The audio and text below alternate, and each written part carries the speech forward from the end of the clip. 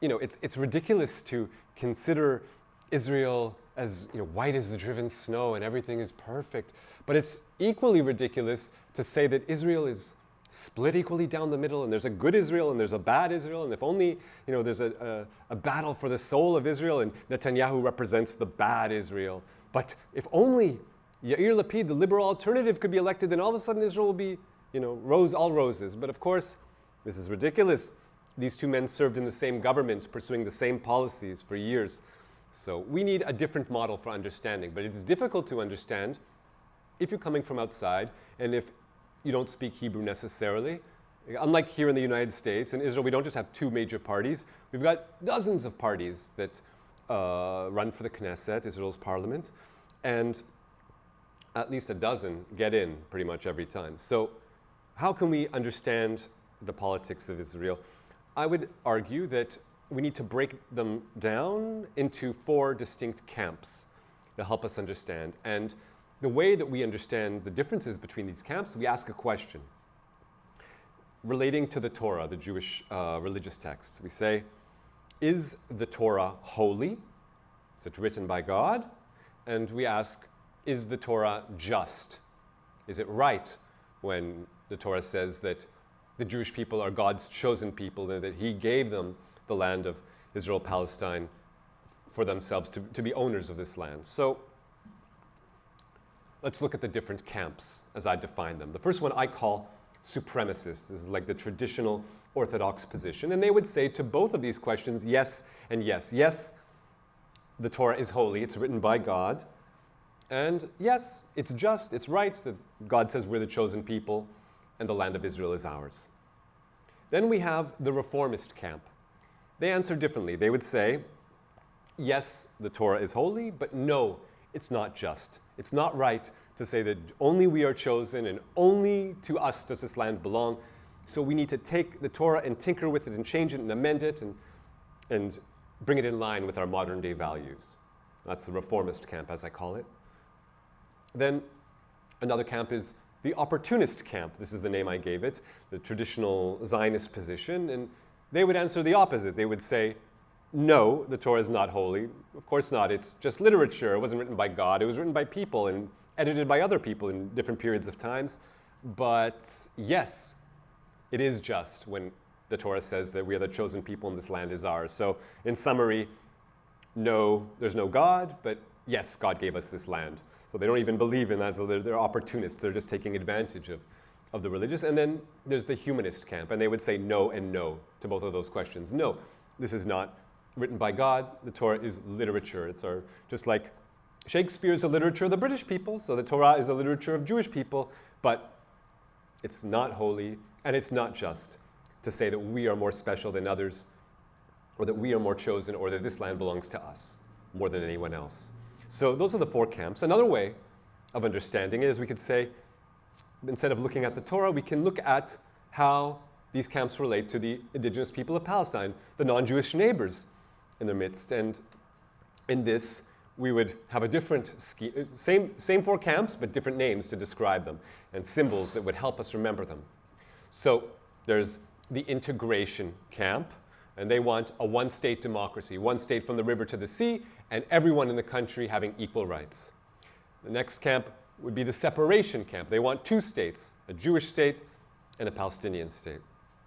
Third camp is the domination camp. They want one state from the river to the sea, but they want it to be an apartheid state where Jews have more rights than non-Jews. And then there's the elimination camp, and they want the country, again, to be one state from the river to the sea, but ethnically cleansed of non-Jews. So we can ask how these camps relate to the Palestinians or the non-Jews, and we can ask how they relate to the Torah. And of course, we could also just use the typical, accepted forms of political categorization: socialist, liberal, nationalist, and theocrat. But whatever we use, these are the camps I've assigned. And it's also important to say, because Israel is the national project, so therefore the nationalist camp is the biggest camp by far. So big, in fact, that it makes more sense to kind of break it down into labor and revisionist or left and right. But make no mistake, they're all nationalists and they're all dominationists and they're all supporters of apartheid. So those are the four camps, and how does that help us understand Israeli politics? First, if we look at all of the elections for the Knesset in the last 2 decades, from 2000 to 2020, if we look at the performance of these parties, we can make no heads or tails. Like, we're trying to figure out what's going on here, and it seems that the fortunes of these parties rise and fall, and we can't really understand which one is more successful than the other.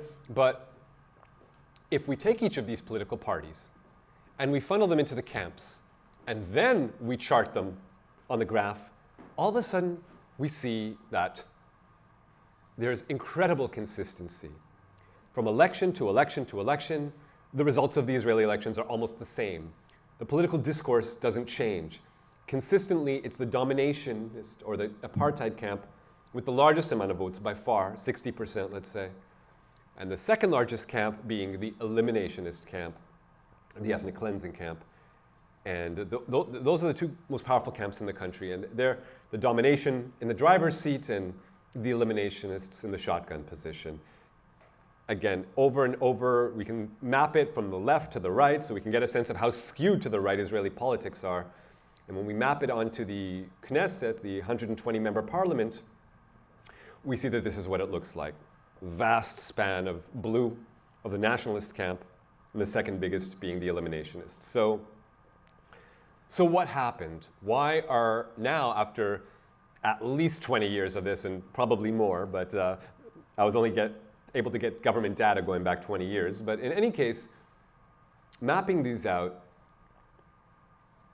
all of a sudden in 2019, there is a shift in Israeli politics. And the reason why is because Israel's longest serving prime minister, Benjamin Netanyahu, after a decade in power, he's charged with corruption crimes, major corruption crimes. And all of a sudden, he starts to lose some of his base of support.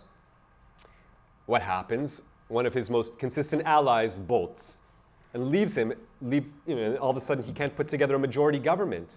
And so we have election after election after election, again and again, and there's no firm decision one way or another.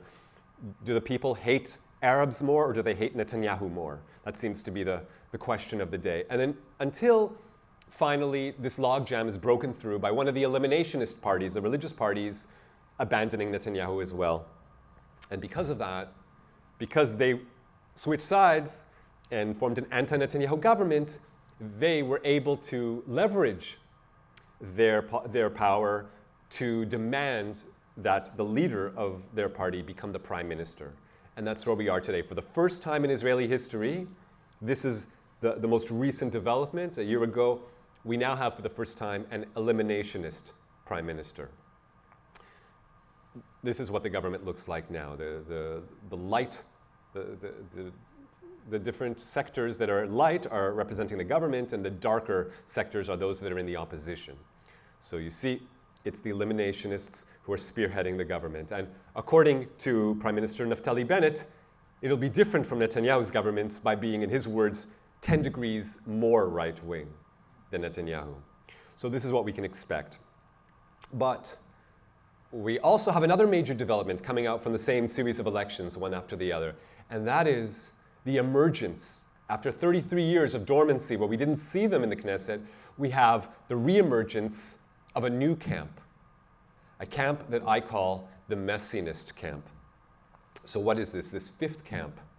I would argue the Messianist camp or the monarchist camp, I say it's essentially the bastard love child of these nationalist and theocratic camps. So obviously the nationalists and the theocrats are two right-wing camps. But to their credit, we can say that at least they each have some kind of release valve that prevents it from going completely bonkers for what it's worth. The nationalists are, this is the camp that committed the Nakba. This is the camp that is enforcing apartheid with its will. But at least we can say they're secular, so you can have a discussion with them on a rational basis. All right, you can at least dialogue with them. On the other hand, the theocratic camp, their vision for the country is beyond the pale. They want to ethnically cleanse the country.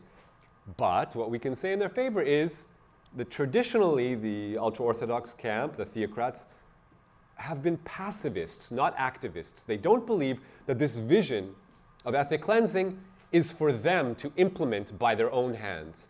They believe that it should come from God, min Allah, that God will come down and implement this theocratic vision, and they are not supposed to, by their own actions, bring it into being.